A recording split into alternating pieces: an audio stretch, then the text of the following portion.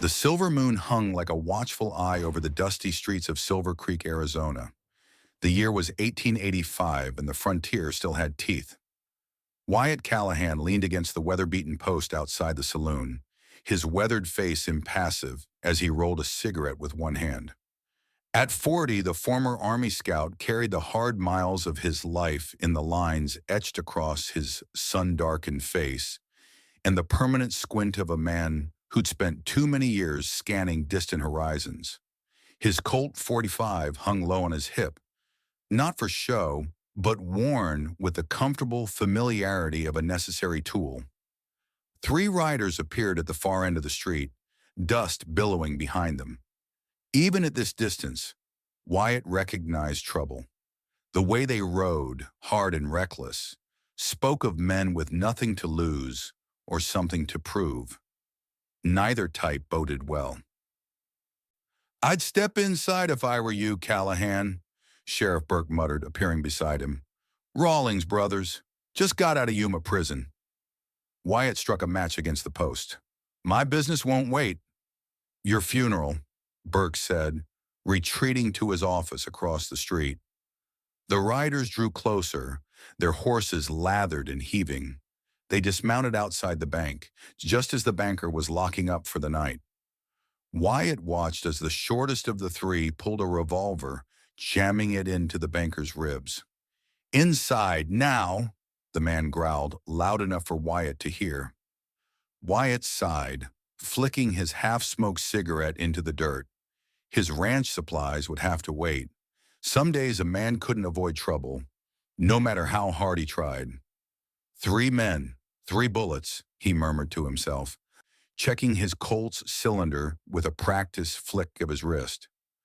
Wyatt moved with the deliberate calm of a mountain lion, crossing the street at an angle that kept him in the lengthening shadows. The three men were so focused on forcing the banker back inside that they failed to notice him until he was 20 paces away. "Evening, gentlemen," Wyatt called, his voice carrying the quiet authority of a man who rarely needed to shout. "Bank's closed." The three men whirled, hands dropping to their weapons. The tallest, clearly the eldest Rawlings, sneered. "Mind your business, stranger, unless you're fixing to die today." "Funny," Wyatt replied, his hand hovering near his holster. "I was about to say the same to you." What happened next unfolded in a heartbeat. The youngest Rawlings drew first, his revolver clearing leather with the eager haste of youth. Wyatt's draw was a blur of practiced economy, no wasted motion, just deadly precision. His first shot caught the young gunslinger center mass, dropping him before his finger could tighten on the trigger. The second brother fired wild, his bullet splintering the post beside Wyatt's head. Wyatt's return shot punched through the man's shoulder, spinning him into the dirt. The eldest Rawlings managed to get off two shots, one grazing Wyatt's arm, before Wyatt's third bullet found its mark, striking him in the chest. In the sudden silence that followed, Wyatt methodically reloaded his Colt, the spent casings tinkling in the dirt at his feet.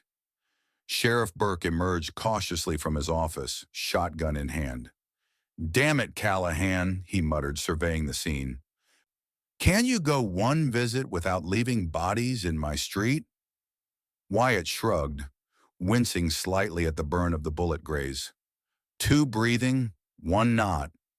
Better odds than they deserved." The commotion had drawn a crowd, and among them, Wyatt noticed a disturbance near the general store.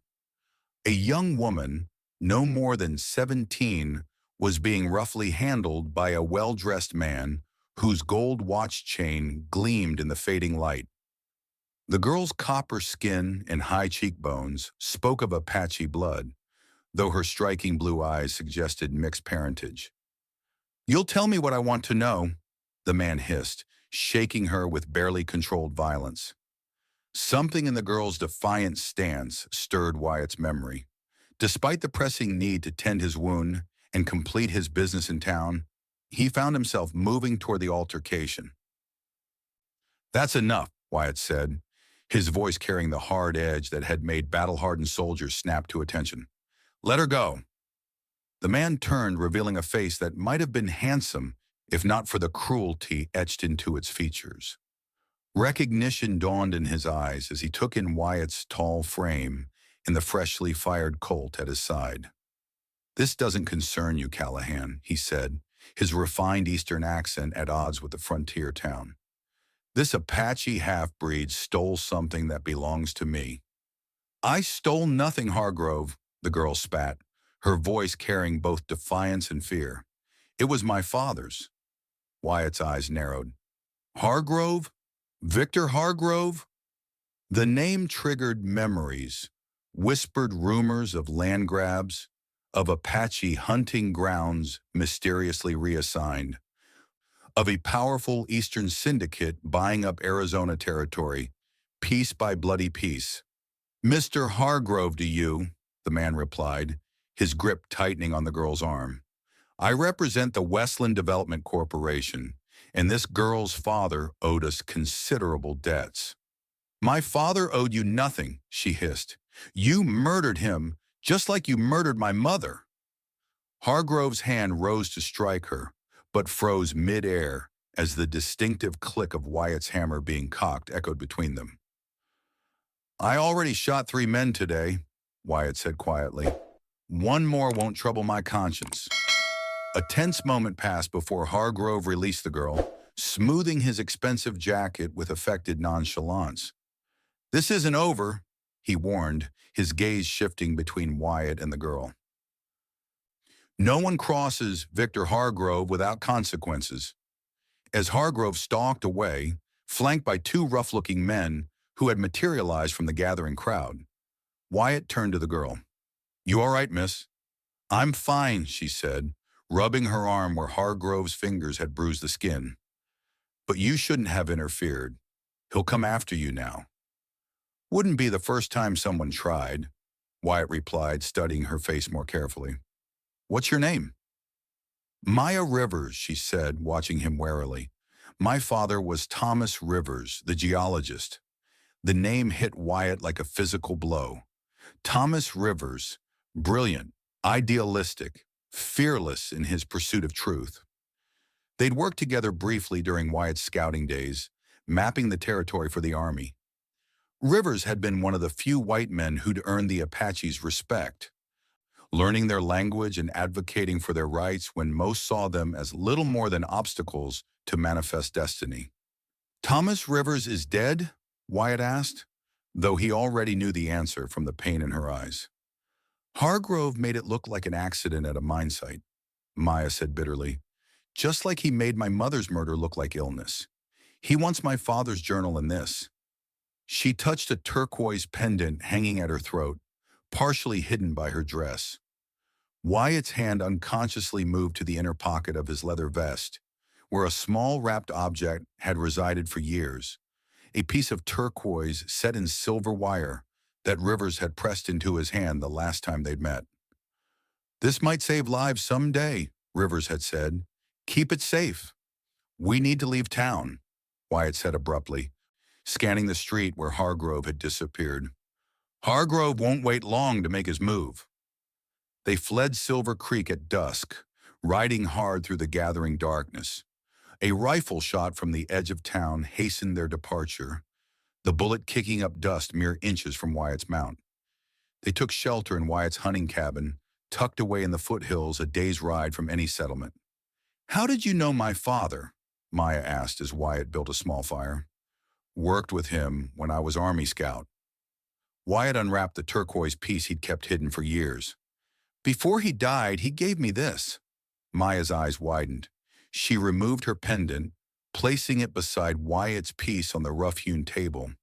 The patterns in the silver wirework aligned perfectly, though clearly separate pieces of a larger whole. "The map," she whispered.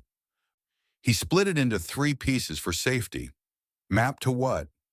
"Sacred Apache sites and gold deposits beneath them," she explained. "Hargrove wants it to claim Apache land for mining. The 3rd piece is with my father's partner, John Carson, in Tucson." Wyatt nodded grimly. "First light, we head for Apache territory. I know your mother's people." Maya's expression grew guarded. They have little reason to trust a white man. Maybe, but I've got history there. The history, as Maya soon learned, was complicated. As they traveled deeper into Apache territory, Wyatt explained how he'd been a scout during the Army's campaign against the Apache, how he'd refused an order to attack a settlement of women and children, how he'd turned his rifle on his commanding officer instead. "Your father testified at my court-martial," Wyatt said as they approached a hidden valley, "kept me from a firing squad." "And my mother?" Maya asked. "Did you know her too?" Wyatt's face tightened. "Swift Hawk. Yes, I helped her and several children escape during that raid. Never expected to be welcomed by the Apache after wearing Army blue, but your mother spoke for me when others wouldn't." They were met by Apache sentries before they reached the valley, 6 warriors materializing from the landscape like spirits, their Winchester rifles trained with unwavering precision. Wyatt greeted them in Apache, explaining their presence. After tense deliberation, they were escorted to the camp. Black Wolf, the band's chief, awaited them by the central fire. He recognized Wyatt immediately. "The Shadow Walker returns," he said in perfect English. "Last time you were in our territory, you wore the blue coat of the Army. Last time I was here, I turned my rifle against my own people to protect yours," Wyatt replied evenly. A young warrior with a scar running from temple to jaw stepped forward angrily. "Why do we listen to this white man? His kind brings only death." "Peace, Thunder Horse," Black Wolf raised a hand. "The daughter of Swift Hawk vouches for him." Maya showed Black Wolf the 2 turquoise pieces. The old chief studied them intently, tracing the patterns with gnarled fingers. "Your father was wise," he said finally. "These show our sacred waters, places where spirits speak to those who listen." He pointed to specific patterns. "Here, the talking water. Here, the cave of ancestors. And here," his finger lingered on a particular formation, "Eagle Mountain, where the richest deposits lie beneath sacred springs." Before they could discuss further, a young brave raced toward them, reporting riders approaching from the South Trail. Hargrove had found them. Black Wolf organized a defense with practiced efficiency. Warriors dispersed into the surrounding rocks and brush, creating a gauntlet of hidden fire that would catch the intruders in a deadly crossfire. Wyatt positioned himself on a rocky outcropping with Thunder Horse, who watched him with suspicious eyes. "I will watch you, white man," the warrior said. "If you betray us, you die first."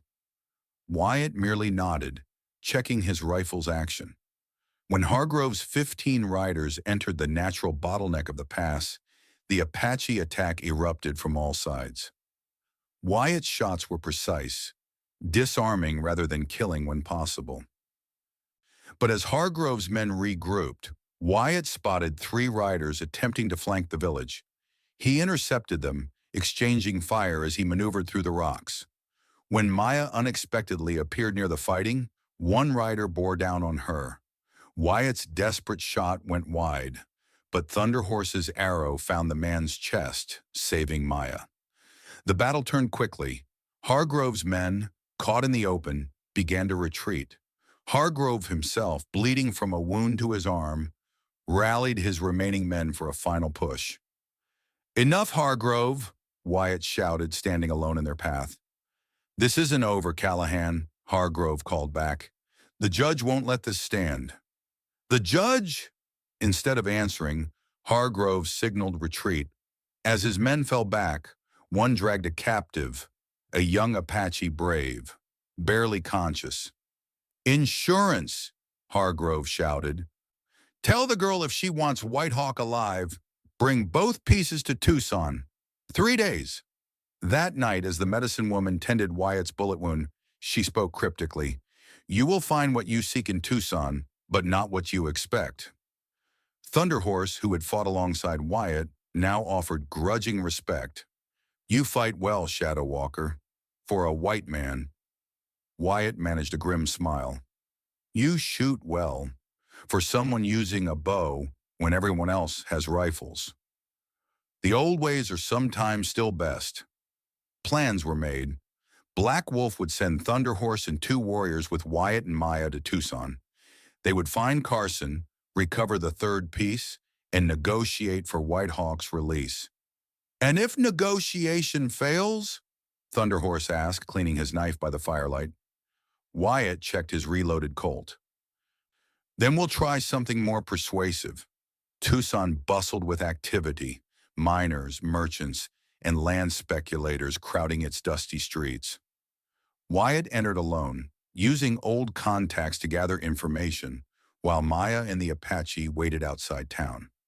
His first discovery was grim.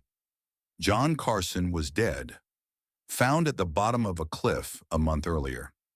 The official verdict was accident, but whispers around town suggested otherwise.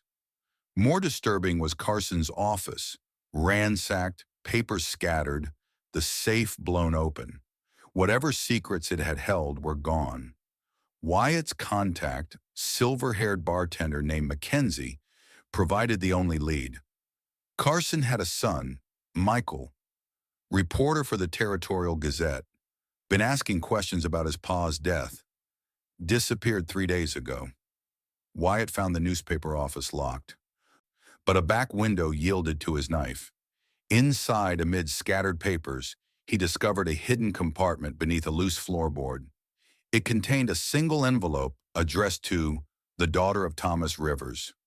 When he rejoined Maya and the Apache outside town, they gathered around a small fire as she opened the envelope with trembling hands. Inside was a letter and a small package wrapped in oilskin. If you're reading this, Maya read aloud, then my father's fears were justified. The turquoise my father protected has fallen to you. The third piece is enclosed. Beware the judge, Senator Williams, who controls Hargrove and the Westland Corporation.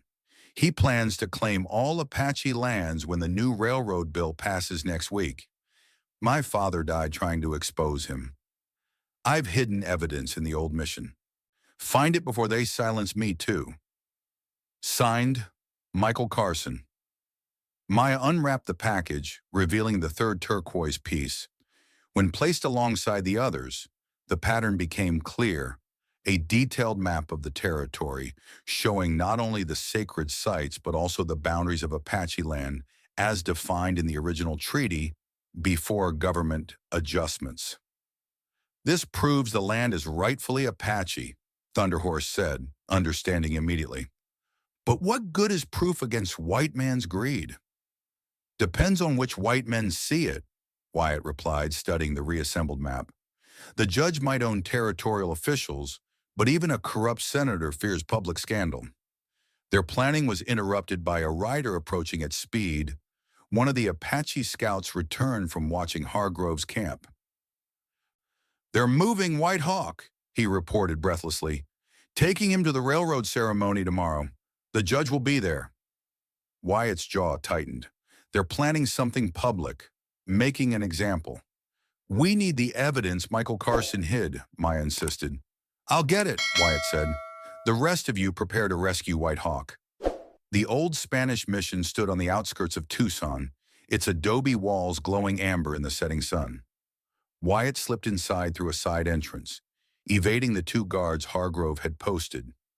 In the sacristy, behind a loose stone in the wall, he found what Michael Carson had hidden, Thomas Rivers' journal and documents proving Senator Williams had falsified land surveys, bribed officials, and ordered attacks on Apache who refused to leave their ancestral lands.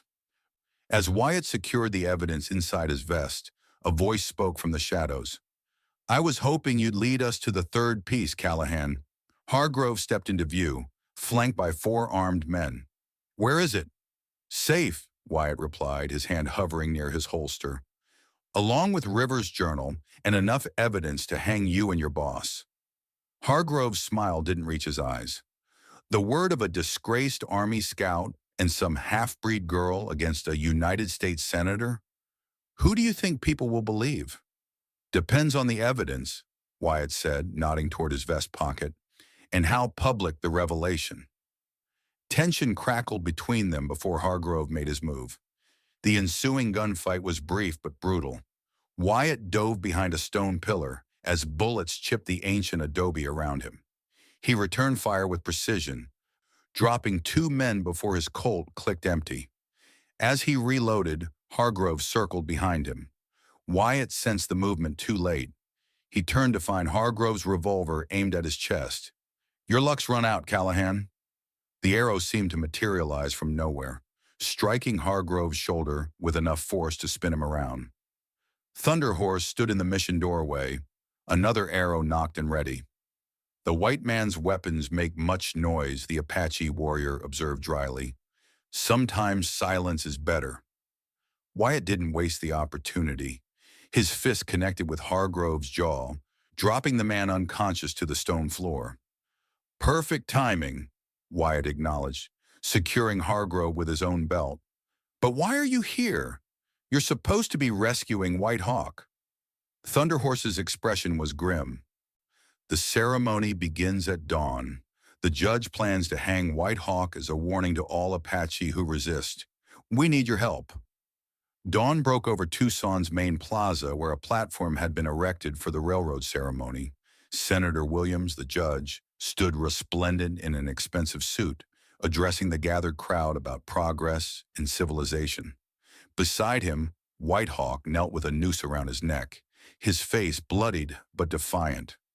"This savage," Williams declared, gesturing dramatically, "represents the last obstacle to our territory's prosperity. Today we send a message that resistance to progress will not be tolerated." "I have a message too, Senator." Wyatt's voice cut through the crowd as he stepped forward. Rivers' journal raised above his head. Maya and Thunderhorse flanked him, the complete turquoise map held between them. "About land theft, murder, and a United States senator who's violated every oath he ever took." Williams' face contorted with rage. "Arrest this man, he's deranged." "Before you do," Wyatt continued, addressing the crowd directly, "you might want to see these documents proving the senator falsified land surveys and ordered the murder of Thomas Rivers to cover his crimes." The crowd murmured as Wyatt handed copies of the evidence to the newspaper editor standing nearby. "And this map," he added, gesturing to the assembled turquoise pieces, "proves the land Williams claims for his railroad was guaranteed to the Apache by government treaty." Williams' composure cracked. "You think these people care about some savage's land claims? This is progress. This is the future." "This is theft," Maya declared, her voice carrying across the plaza. "And murder. My father died protecting the truth, just as the senator's men killed John Carson and tried to silence his son." The territorial governor, present for the ceremony, stepped forward to examine the evidence. His face grew grave as he read. With a gesture, he summoned the federal marshal standing nearby. "Senator Williams," he said firmly, "I believe you have some explaining to do." As the marshal moved to detain Williams, the senator pulled a derringer from his coat. "I built this territory," he shouted. "Without me, you'd still be living in mud huts, fighting off Apache raids." His finger tightened on the trigger, his aim shifting from the governor to Maya. Wyatt's draw was lightning fast, but Thunderhorse's arrow was faster. The shaft took Williams in the shoulder, sending the derringer spinning harmlessly to the ground. "The old ways," Thunderhorse remarked as Williams collapsed, clutching his wound, "are sometimes best." Epilogue. The setting sun painted the mountains gold as Wyatt stood on the porch of his ranch house, watching dust rise from approaching riders. Maya and Thunderhorse dismounted in the yard, their faces bearing good news. "The treaty stands," Maya announced. With Williams disgraced and the evidence public, the governor had no choice but to reaffirm the original Apache boundaries. "And Hargrove?" Wyatt asked. "We'll spend many years breaking rocks," Thunderhorse replied with satisfaction. "A fitting occupation for one who valued minerals above men." Wyatt nodded, offering them water from the well. "And you? What now?" "I'm staying with my mother's people," Maya said. "They need someone who understands both worlds. But I'll continue my father's work documenting the sacred sites properly so they can never be stolen again. Thunderhorse looked uncomfortable for a moment, then extended his hand in the white man's custom. My people say a debt unpaid is a burden on the spirit. You have lifted such a burden from us. Wyatt clasped the offered hand. Your arrow saved my life. I'd call us even. As they prepared to leave, Maya paused. My father once told me that some men are born in one world, but belong to another. I think he meant you, Wyatt Callahan. Wyatt watched them ride away, silhouetted against the setting sun. Inside his cabin, he hung his Colt on its peg by the door, still within reach but no longer worn every waking moment. The frontier still had teeth, but for now at least, they weren't bared in his direction. On his table lay a new map, not of silver wirework and turquoise, but of boundaries properly drawn, with the sacred waters of the Apache clearly marked and protected. Not a bad legacy, he thought, for a disgraced scout who'd once worn army blue. The frontier was changing. Perhaps he was too.